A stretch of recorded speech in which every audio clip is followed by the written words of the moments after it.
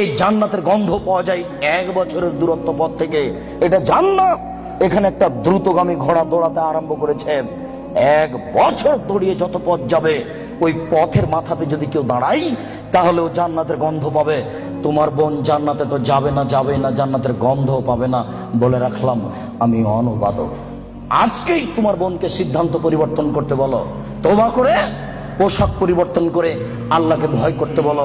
সম্মানিত উপস্থিতি, বলছিলাম মহান আল্লাহ বলেন, ওয়ালা তাকরাবুজ জিনা, পৃথিবীর মানুষ তোমরা জেনার নিকটে যায় না। ইন্নাহু কানা ফাহিশা, নিশ্চয় জেনা অশ্লীল অপছন্দ কাজ।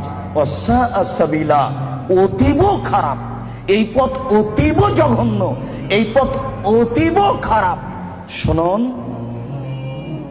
কোন পাপকে আল্লাহ এভাবে উল্লেখ করেননি, জেনাকে এইভাবে বলছেন কেন?